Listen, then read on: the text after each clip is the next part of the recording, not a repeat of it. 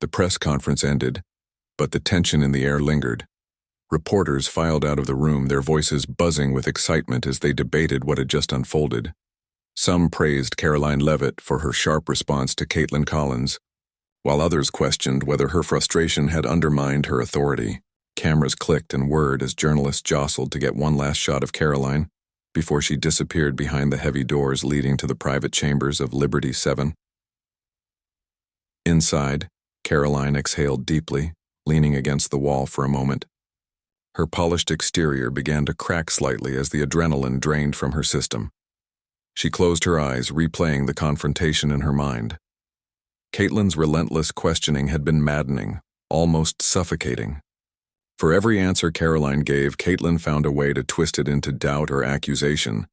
It was like trying to fill a leaky bucket. No matter how much water you poured in, it never stayed full. Daniel Hayes appeared at her side, his usual calm demeanor tinged with concern. "You handled that well," he said softly, though his tone suggested he wasn't entirely convinced. "But we need to think about the aftermath. Kaitlan isn't going to let this go quietly." Karoline opened her eyes and nodded. "I know," she replied, her voice steady despite the storm brewing inside her. "She'll spin this however she wants, that's what she does best." Rachel Moore joined them, holding her tablet close to her chest. The screen displayed streams of social media reactions, news headlines, and live commentary from across the galaxy. "It's already blowing up," Rachel admitted.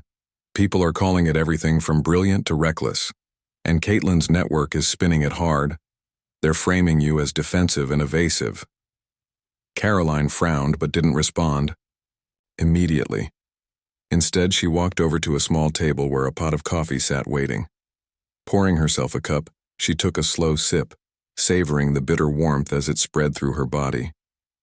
The caffeine helped clear her head, sharpening her focus. This wasn't the first time she'd faced criticism, and it certainly wouldn't be the last. But something about Kaitlan's persistence gnawed at her. It wasn't just professional. It felt personal. "She's good," Karoline finally said, setting the cup down. "Too good. She knows exactly how to push buttons without crossing any lines. And she's smart enough to make sure her questions sound neutral even when they're not." "That's true," Daniel agreed. "But we can use this to our advantage. If we frame your response as standing up to intimidation, people will rally behind you. Especially the younger crowd. They love seeing someone fight back against bullies." Rachel nodded enthusiastically. "Exactly. Look at these comments." She turned the tablet toward Karoline, showing screenshots of posts praising her boldness. One user wrote, "Finally, someone who doesn't let the media walk all over them." Another added, "Kaitlan deserved that for being so pushy." Karoline allowed herself a small smile, though it didn't reach her eyes. Public support was crucial, but it wasn't enough on its own. They needed a strategy to counteract Kaitlan's influence and shift the narrative firmly in their favor. "All right," she said, straightening her posture. "Here's what we're going to do. First, I want a detailed analysis of Kaitlan's coverage over the next 24 hours.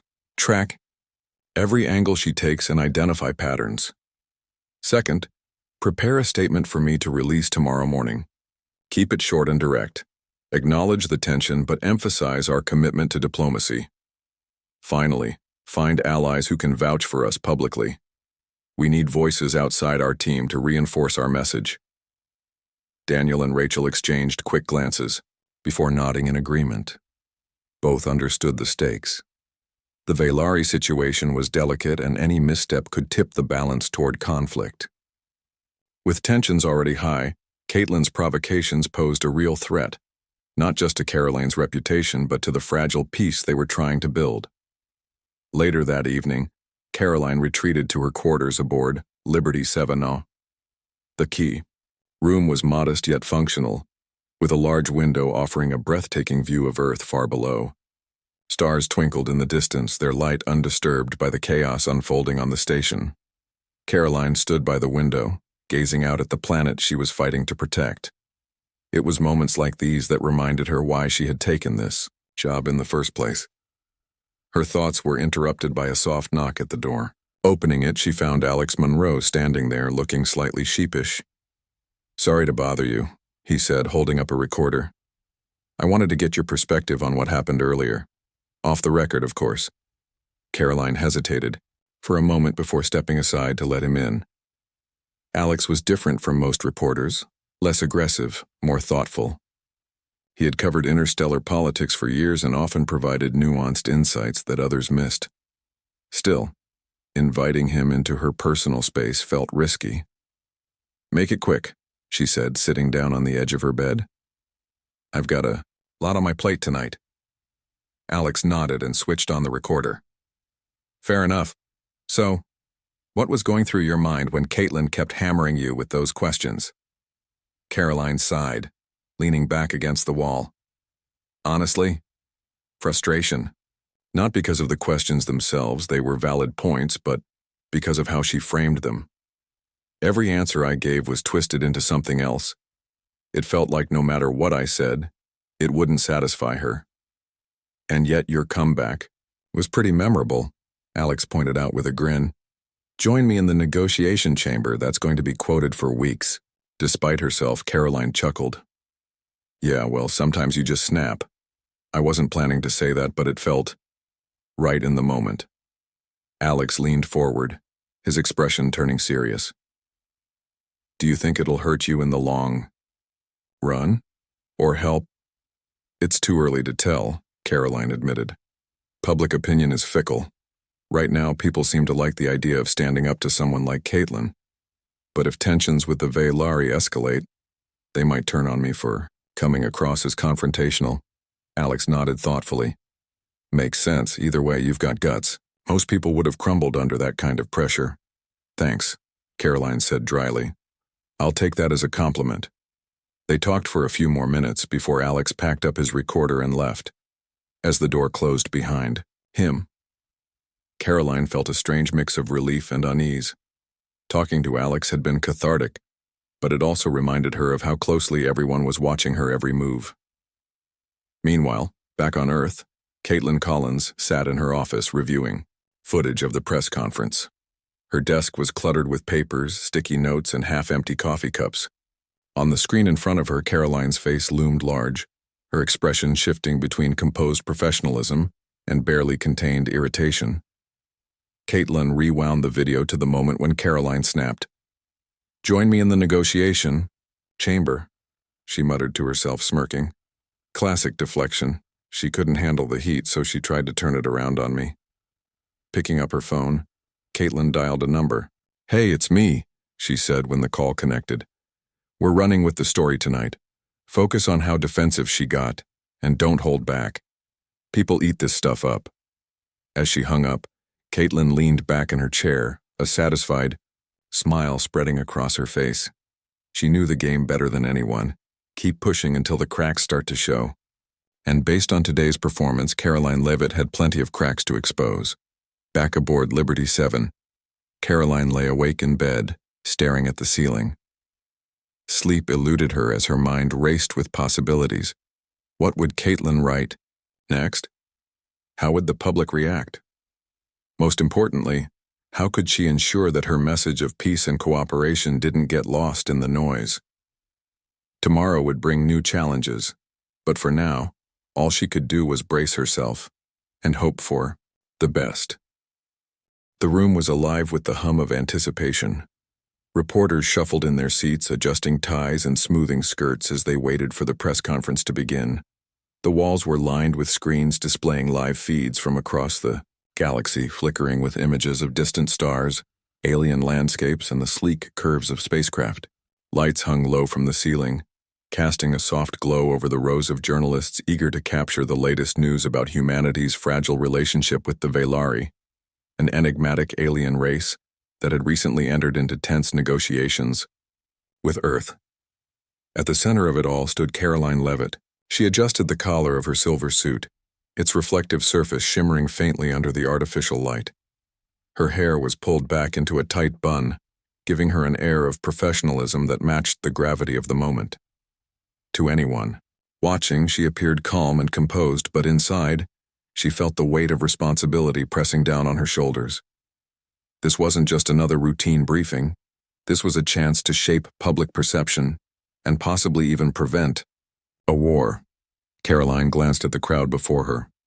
Rows of reporters sat with notepads ready or recording devices poised to capture every word. Among them was Kaitlan Collins, whose reputation preceded her. Known for her sharp questions and unrelenting persistence, Kaitlan had made a name for herself by pushing boundaries and exposing truths others might shy away from. She sat near the front row, pen tapping rhythmically against her notebook, eyes locked onto Karoline like a hawk eyeing its prey. "Good afternoon," Karoline began, her voice steady and clear. "Thank you all for joining us today. As many of you know, recent developments between Earth's governing council and the Velari have raised important questions about our future together. My goal today is to provide clarity and address any concerns you may have." Her opening remarks were met with polite nods and murmurs of agreement. A few hands shot up immediately, but Karoline gestured toward one of the older reporters, Alex Monroe, who had been covering interstellar politics for decades. He asked about trade agreements currently being negotiated with the Velari. Karoline responded confidently, explaining how these deals could benefit both species by fostering mutual growth and understanding. But then came Kaitlan's turn.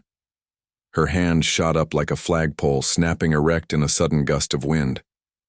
When Karoline called on her, Kaitlan leaned forward slightly, her expression intense.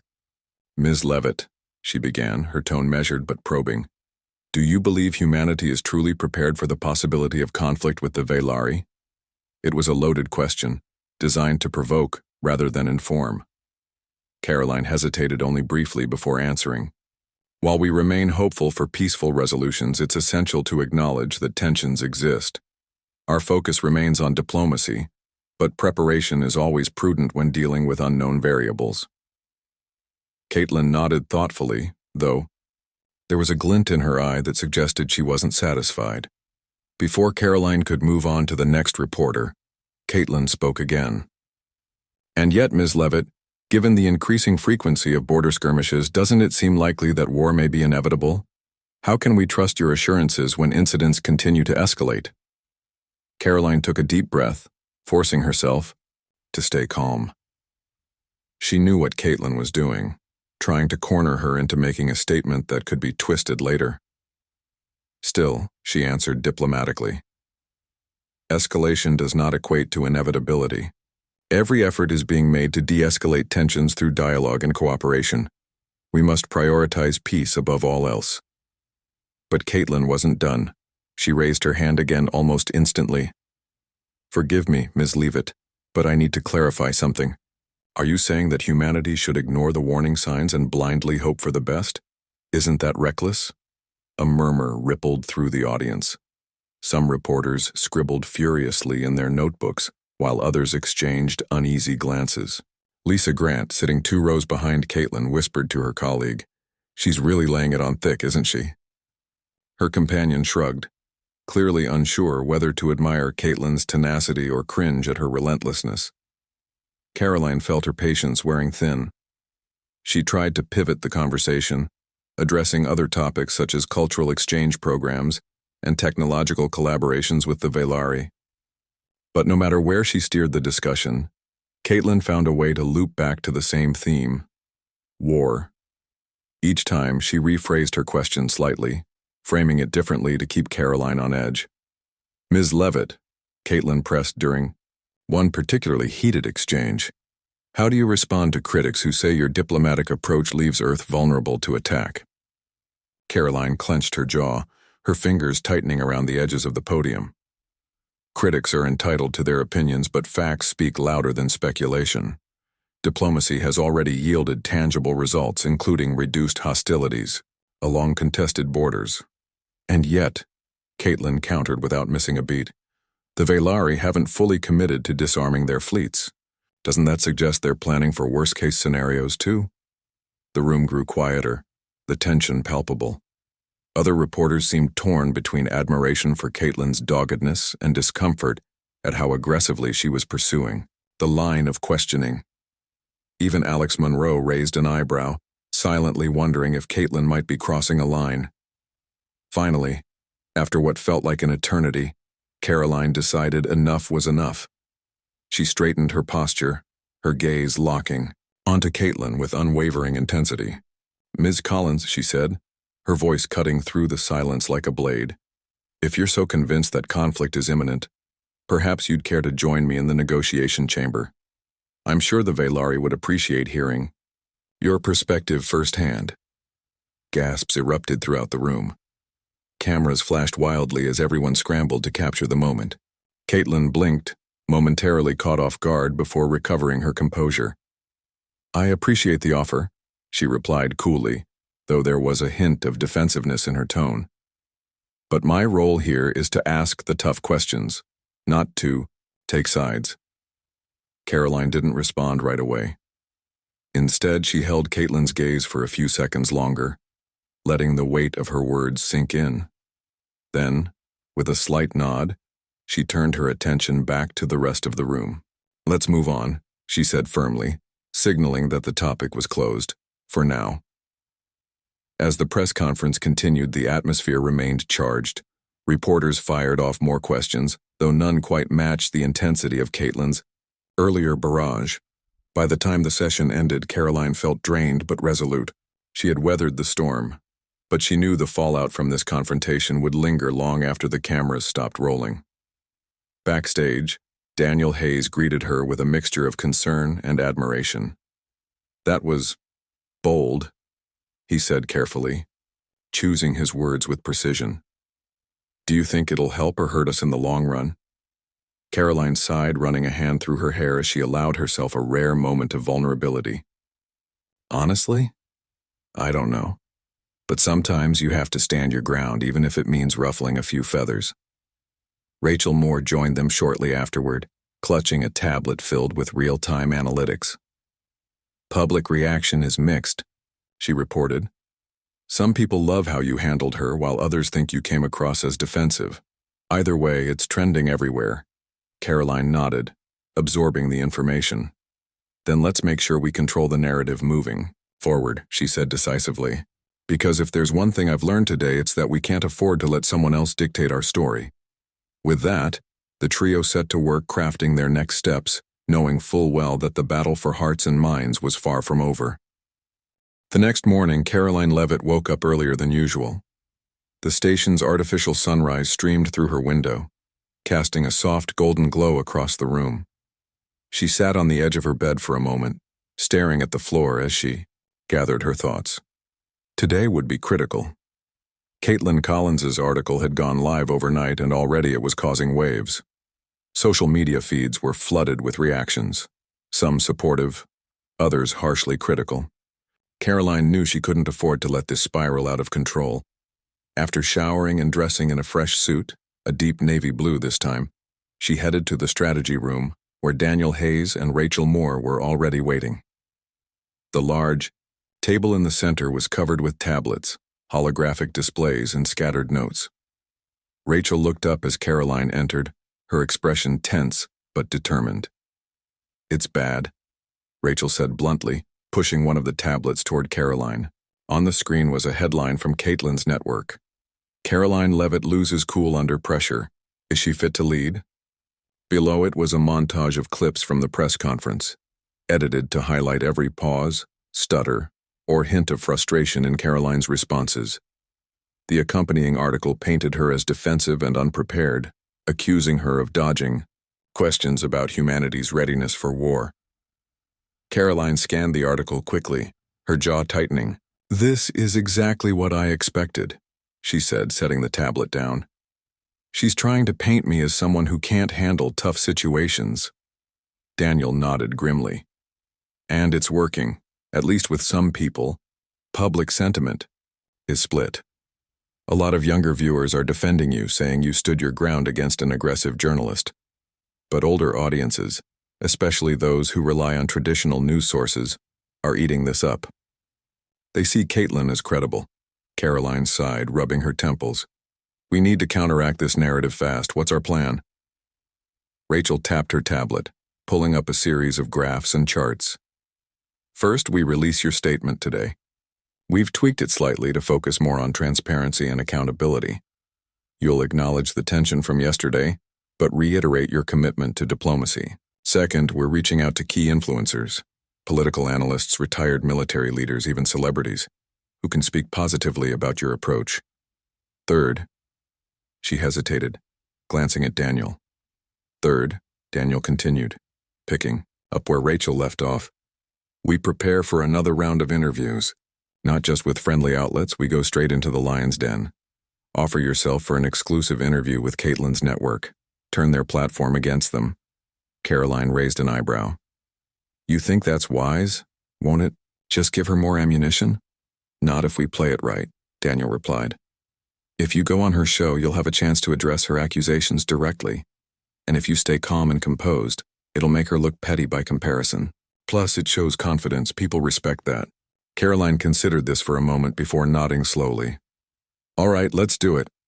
But only if we can set some ground rules. No ambush questions, no editing tricks after the fact. Rachel jotted down the conditions on her tablet. I'll draft a formal request and send it over to their team. If they agree, we'll prep you thoroughly beforehand. Later that afternoon, Karoline stepped into the recording studio aboard Liberty 7 to film her statement. The setup was simple. A plain backdrop with the Earth visible through a viewport behind her. Lights were adjusted to create a warm, inviting atmosphere, designed to soften her image and emphasize sincerity. Ready? Asked the cameraman, giving her a thumbs up. Karoline took a deep breath, then nodded. Ready. As the camera rolled, she spoke clearly and steadily. Yesterday, during the press conference, emotions ran high. I understand why. These are challenging times, and the stakes are incredibly high. My goal has always been to provide honest answers while maintaining focus on our shared mission, peace. Yes, tensions exist between Earth and the Veilari, but progress is being made every day. To suggest otherwise would be misleading. Moving forward, I remain committed to transparency and open dialogue. Together, we will navigate these challenges and build a future worth fighting for, not with weapons but with words. When the recording ended, the crew applauded quietly, impressed by her poise. Karoline smiled faintly but didn't linger. She thanked the team and returned to the strategy room, where Rachel was already uploading the video to various platforms. Within minutes, the statement began gaining traction online. Comments poured in, many praising Karoline for addressing the issue head-on. One viewer wrote, "Finally, someone who admits mistakes but stays focused on solutions." Another added, "She's under so much pressure, yet she keeps her cool. Respect." But not everyone was convinced. Critics argued that her apology lacked substance, calling it a PR stunt rather than genuine reflection. Kaitlan herself weighed in via social media, tweeting, "A carefully worded statement doesn't erase the truth. Actions matter more than words." Despite the mixed reactions, Karoline felt a small sense of relief. At least she had taken control of the narrative, or so she thought. That evening, Rachel burst into the strategy room, her face flushed with excitement. "We got a response from Kaitlan's network," she exclaimed, holding up her tablet. "They agreed to the interview, but on one condition." "What's the condition?" Karoline asked, bracing herself. "They want it live. No pre-recorded segments, no edits afterward. Just you, Kaitlan, and millions of viewers watching in real time." Karoline exchanged a glance with Daniel. Live broadcasts were risky. They left no room for error. But they also offered an opportunity to connect directly with the audience, bypassing any potential misrepresentation. "Do it," Karoline said firmly. "If she wants a live showdown, she'll get one." Over the next 2 days, the team worked tirelessly to prepare Karoline for the interview. They analyzed Kaitlan's past interviews, identifying patterns in her questioning style and anticipating possible traps. Mock sessions were held, with Daniel playing the role of Kaitlan, peppering Karoline with tough questions until she could respond effortlessly. "You're ready," Daniel assured her on the eve of the interview. "Just remember, stay calm, stick to the facts, and don't let her provoke you." Karoline nodded, though a flicker of doubt remained in her eyes. "What if she finds a way to twist my words anyway?" "Then we deal with it," Rachel said confidently. "We've got contingency plans in place. Whatever happens, we'll adapt." On the day of the interview, Karoline arrived at the studio early. It was located in New York City, far from the safety of Liberty 7 Manhattan, but necessary to reach the largest audience possible. The space was bustling with activity, camera crews adjusting equipment, producers barking orders, and makeup artists perfecting last-minute touch-ups. Kaitlan greeted Karoline with a polite smile, though her eyes betrayed a hint of smugness. "Good luck," she said lightly, extending her hand. "Thanks," Karoline replied, shaking it briefly. "You too." As they took their seats on opposite ends of the stage, the countdown began. 5, 4, 3, 2, 1. The red light above the cameras lit up, signaling that they were live. Millions of eyes across the galaxy were now watching. "Welcome to tonight's special edition of Global Insights," Kaitlan began, her tone smooth and professional. "Joining us is Karoline Leavitt, Communications Director for the Interstellar Coalition." "Thank you for being here, Ms. Leavitt." "Thank you for having me," Karoline responded, her voice steady.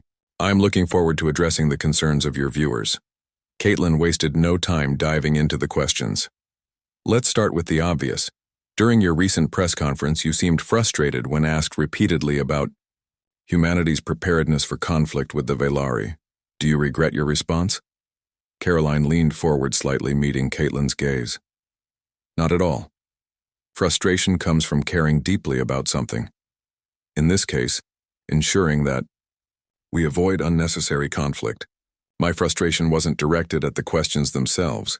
It was aimed at how they were framed. Diplomacy requires nuance, and reducing complex issues to sound bites does a disservice to everyone involved." Kaitlan raised an eyebrow, clearly, expecting a more defensive answer. "Fair enough. But isn't it true that the Velari have increased their military presence near contested borders? Doesn't that suggest they're preparing for war?" "It suggests caution on both sides," Karoline countered. "Yes, there are tensions, but escalation doesn't mean inevitability. Our job is to de-escalate, to find common ground. That's what diplomacy is all about." The interview continued in this vein, with Kaitlan probing relentlessly and Karoline responding with measured precision. Each question was met with a thoughtful answer, turning what could have been a hostile exchange into a display of composure and expertise. By the end of the broadcast, public opinion had shifted noticeably. Viewers praised Karoline for her calm demeanor and clear explanations, while criticism of Kaitlan grew louder. Tweets like, "Karoline kept her cool," trended globally, overshadowing earlier doubts. Backstage, Daniel and Rachel greeted Karoline with wide smiles. "You nailed it," Daniel said proudly. She didn't stand a chance. Karoline allowed herself a rare smile, feeling the weight lift slightly from her shoulders. "It's not over yet," she reminded them. "But now we've bought ourselves some breathing room." The aftermath of the live interview rippled across the galaxy like a shockwave. Karoline Leavitt's calm and composed performance had left an indelible mark on public perception. Social media platforms buzzed with praise, memes, and hashtags celebrating her poise under pressure. Even critics who had initially sided with Kaitlan Collins began to soften their stance, acknowledging that Karoline had handled herself admirably in a difficult situation. But while the tide seemed to be turning in Karoline's favor, she knew better than to let her guard down. Public opinion was fickle, and the Velari situation remained as delicate as ever. Back aboard Liberty 7, she gathered her team, Daniel Hayes and Rachel Moore, for a debriefing session. The strategy room hummed with energy as holographic displays flickered with real-time data streams, tracking reactions to the interview. "You did great," Rachel said, scrolling through the analytics on her tablet. "Engagement levels are through the roof, and most of it is positive. People love how you stood your ground without losing your cool." Daniel nodded in agreement but added a note of caution. "That doesn't mean we're out of the woods yet. Kaitlan's network isn't going to take this lying down. They'll try to spin it somehow or find another angle to attack." Karoline leaned back in her chair, folding her arms across her chest. "Let them try. We've shown we can handle whatever they throw at us. What matters now is keeping the focus on diplomacy and cooperation. If we shift too much attention to Kaitlan or her tactics, we risk looking petty. Rachel tapped her tablet thoughtfully. Speaking of diplomacy, tensions with the Velari are escalating again. There was another incident near the border yesterday, a minor skirmish involving one of their scout ships. No casualties, but it's raising alarms. Karoline frowned, her mind racing. Escalation was precisely what they didn't need right now. Every clash between Earth forces and the Velari brought them closer to a tipping point, one that could spiral into full-blown conflict if not managed carefully. She turned to Daniel. What's our next move? How do we de-escalate this? Daniel hesitated, choosing his words carefully. We need to get ahead of the narrative. Instead of waiting for reports to leak or rumors to spread, we release our own statement detailing what happened, and emphasizing that both sides are working to resolve it peacefully. Transparency builds trust. And we double down on cultural exchange programs, Rachel chimed in. Show people that there's more to the Velari than just their military presence. Highlight the art exhibits, the music collaborations, the shared scientific research. Make them human, even if they're not. Karoline nodded slowly, absorbing their suggestions. All right. Draft something up for me to review. Focus on facts, not fear-mongering. And make sure we loop in Ambassador Chen. He needs to be part of this messaging. As Rachel and Daniel got to work, Karoline stepped away from the table and walked over to the large viewport overlooking Earth. The planet hung silently in the distance, its blue-green hues shimmering against the vast blackness of space. It was moments like these that reminded her why she had taken this role in the first place, to protect humanity's future. But protecting it meant walking a tightrope, balancing strength with empathy, confidence with humility. Her thoughts were interrupted by a soft chime from her wrist communicator. Glancing down, she saw a notification flashing on the screen. Incoming message. Ethan Brooks. Curious, she tapped the screen to open it. Ethan Brooks was a retired general turned political commentator whose opinions carried significant weight. Once a staunch advocate for military preparedness, he had recently shifted his focus to promoting peaceful resolutions. His endorsement could sway even the harshest critics. The message was brief, but impactful. You handled yourself. Well, last night, let's talk further. Karoline felt a flicker of hope. Reaching out to someone like Ethan could provide a much-needed boost to their efforts. She quickly replied, asking if he'd be willing to appear on a panel discussion alongside her later in the week. To her relief, he accepted almost immediately. Later that evening, Karoline sat in her quarters reviewing notes for the upcoming panel when her communicator chimed again. This time, it was Alex Monroe calling. She hesitated before answering. It wasn't uncommon for reporters to reach out after big events, but curiosity got the better of her. Ms. Leavitt, Alex began, his tone unusually serious. I wanted to give you a heads up. Kaitlan's network is planning a follow-up expose. Word is they've dug up some old footage of you during your early days in politics, stuff that paints you as inexperienced and unprepared. Karoline sighed, pinching the bridge of her nose. Of course they are. Thanks for letting me know, Alex. Any idea when it's coming out? Tomorrow morning, Alex replied.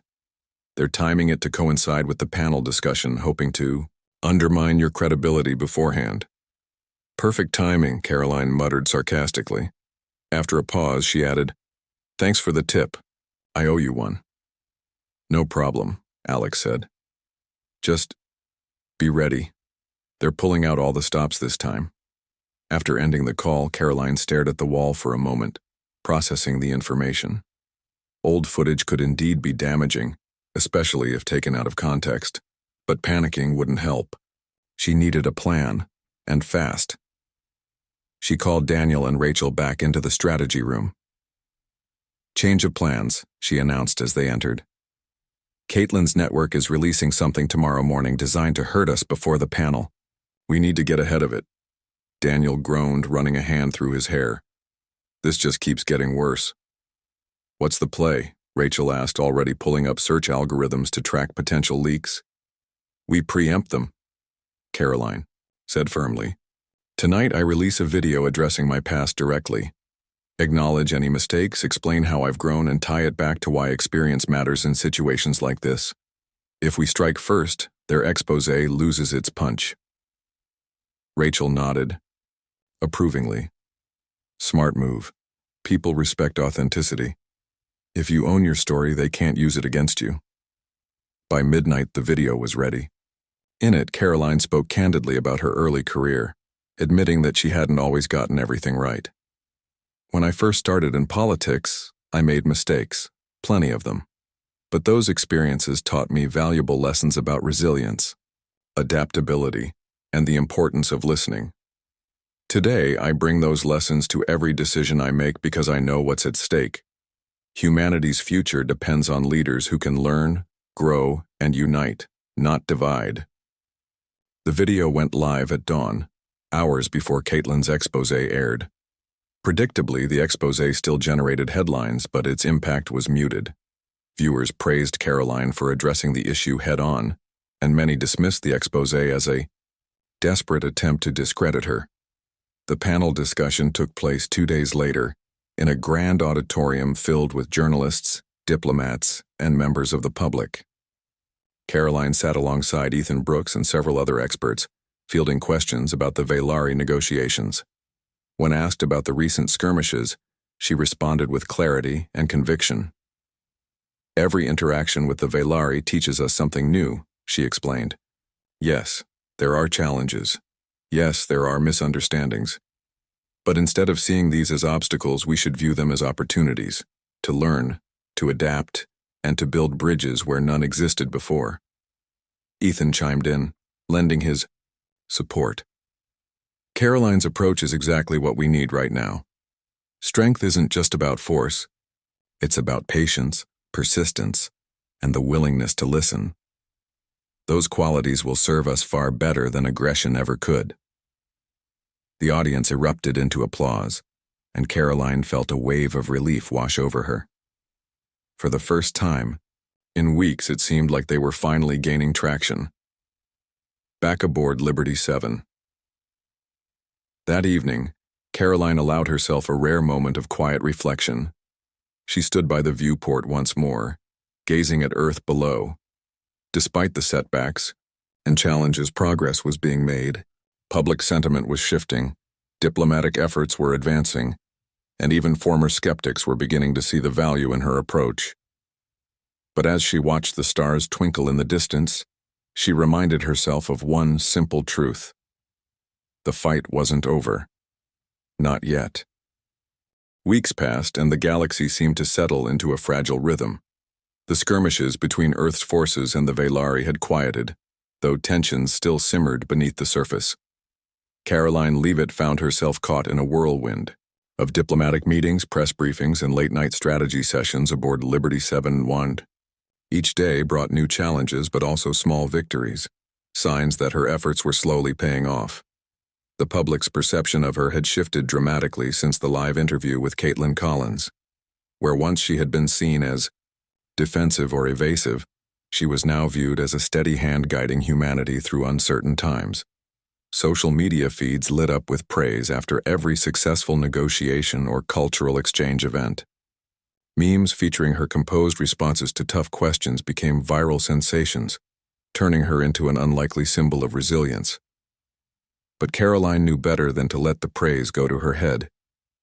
She remained focused, aware that one misstep could undo everything they had worked so hard to achieve. Her team, Daniel Hayes and Rachel Moore, were equally vigilant, ensuring that every move was calculated and intentional. They celebrated their successes quietly, knowing there was still much work to be done. One evening, as Karoline reviewed reports on recent trade agreements with the Veilari, Rachel burst into the strategy room, her face glowing with excitement. "You're not going to believe this," she said, holding up her tablet triumphantly. "The latest polls just came in. Support for continued diplomacy with the Veilari has hit an all-time high." Karoline looked up from her work, genuinely surprised. "Really? How high?" "Over 70%, Rachel replied. "Even among groups that initially opposed negotiations, support is climbing.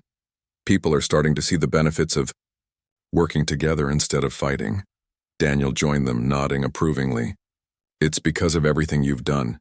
The interviews, the panel discussions, the transparency. You've given people hope. Karoline allowed herself a small smile, though it didn't last long. Hope is good, but it's not enough. We need results. Let's focus on solidifying these gains and pushing forward with concrete initiatives. Rachel nodded enthusiastically. Already on it. I've drafted proposals for expanded educational exchanges and joint research projects. If we can get buy-in from both sides, it'll strengthen ties even further. As they discussed next steps, Alex Monroe appeared at the door, looking slightly hesitant. Do you have a moment? He asked, holding up his recorder. I wanted to ask about something unrelated to politics. Karoline gestured for him to come in. Sure. What's on your mind? Alex sat down across from her, setting the recorder aside. It's about Kaitlan. I heard through the grapevine that her network is pulling back on some of their coverage. Ratings have dropped since your interview, and yours have gone up. There's talk of restructuring her role. Karoline raised an eyebrow, intrigued. Interesting. But honestly, I don't care what happens to her personally. What matters is that people are focusing less on conflict and more on solutions. That's true, Alex agreed. Still, I thought you'd want to know. For what it's worth, most journalists respect how you handled everything.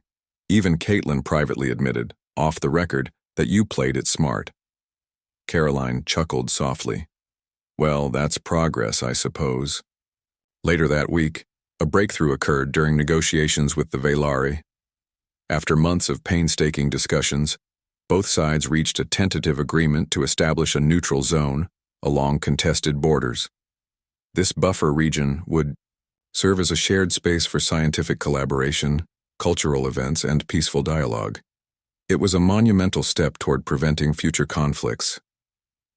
When the news broke, the reaction was overwhelmingly positive. Citizens of Earth celebrated the achievement, hailing it as proof that diplomacy could succeed where violence might fail. Reporters clamored for statements from leaders on both sides, eager to document this historic moment. Karoline addressed the press from the main conference hall aboard Liberty 7, her voice filled with cautious optimism. Today marks a significant milestone in our relationship with the Veilari. While there is still much work to be done, this agreement demonstrates that cooperation is possible, even in the face of profound differences. Let us continue to build on this foundation, fostering understanding and trust for generations to come. Her words resonated deeply, earning applause not only from those present but also from viewers across the galaxy. For the first time in months, hope felt tangible, a beacon guiding humanity toward a brighter future. That night, Karoline hosted a small gathering in the station's lounge to celebrate the achievement. Alongside Daniel, Rachel, and other members of her team, she welcomed guests including Ambassador Chen, Ethan Brooks, and even Alex Monroe. The atmosphere was warm and lively, filled with laughter and heartfelt conversations. Ethan raised a glass, drawing everyone's attention. To Karoline, he said, his voice carrying across the room. Without your vision, determination, and courage, none of this would have been possible. You've shown us all what real leadership looks like. The room erupted into cheers, and Karoline felt a lump form in her throat. She stood raising her own glass in response. Thank you, everyone, truly. But this isn't just my victory, it's ours. Every single person here has contributed in ways big and small. Together, we've proven that peace is worth fighting for. Not with weapons, but with words, actions, and unwavering belief in a better tomorrow. As the celebration continued, Karoline slipped away to the observation deck, seeking a moment of solitude. The stars stretched endlessly before her, their light twinkling like promises yet unfulfilled. She thought about the journey that had brought her here, the doubts, the setbacks, the moments of triumph, and realized how far they had come. Behind her, Daniel approached quietly, handing her a cup of tea. You okay? He asked gently. I'm fine, she replied, smiling faintly. Just thinking. about everything we've accomplished, and everything that still lies ahead. Daniel nodded, leaning against the railing beside her. We've built something incredible, Karoline. Something that will last long after we're gone. That's something to be proud of. She took a sip of her tea, letting his words sink in. You're right.